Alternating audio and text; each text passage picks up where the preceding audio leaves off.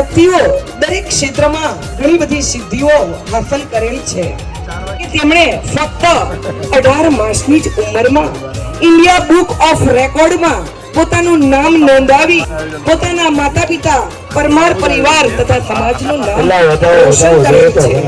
તો આવો આપણે તેમના વિશે થોડીક જાણકારી મેળવીએ।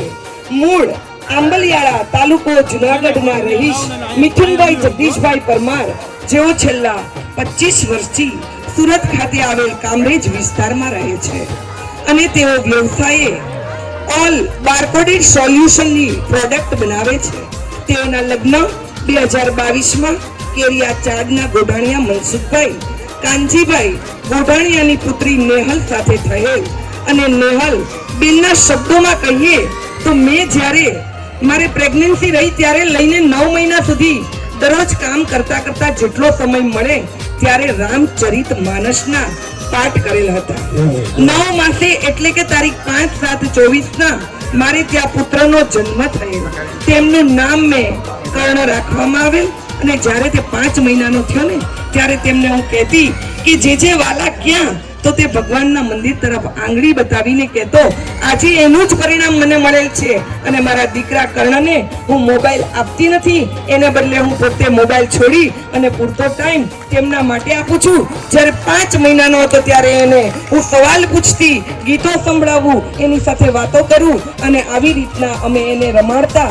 એવી જ રીતના ધીમે ધીમે સવાલ પૂછું અને એના જવાબ આપે તો સારામાં બસ। ત્યારે પછી ધીમે ધીમે મેં ઓનલાઈન નાની બુકો મંગાવી, એમાંથી એને રોજે રોજ થોડો ટાઈમ આપી ચિત્રો બતાવ્યા અને બોલાવ્યા અને પછી એના માટે જેમ જેમ અત્યારે જે પ્રોસેસ કરી તો મેં A to Z બધી જ પ્રોસેસને ઓનલાઈન મોબાઈલ દ્વારા કરેલી।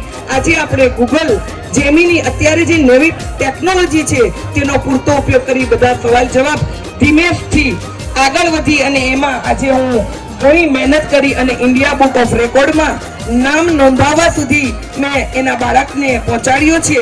મેં મોબાઈલનો સદુપયોગ કરી અને ક્યાં સુધી પહોંચી શકવું પરંતુ દુરુપયોગ કરી અને બાળકને ગાંડો થઈ ગયેલો જોવાનો નથી, પરંતુ આ માતા પિતાને ખૂબ ખૂબ ધન્યવાદ કે આવા બાળકને તેમણે પ્રોત્સાહન આપ્યું। ખૂબ ખૂબ આભાર।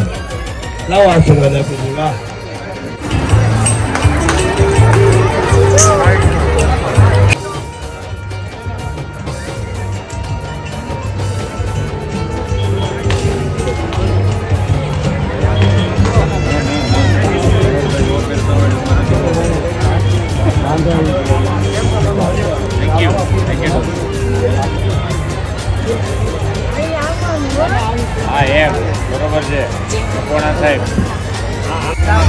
ગોંડલના લોકલાડીલા એવા ગણેશભાઈ ઉપસ્થિત છે, એમને હું સ્ટેજ ઉપર બોલાવી અને વક્તવ્ય આપવા કહીશ।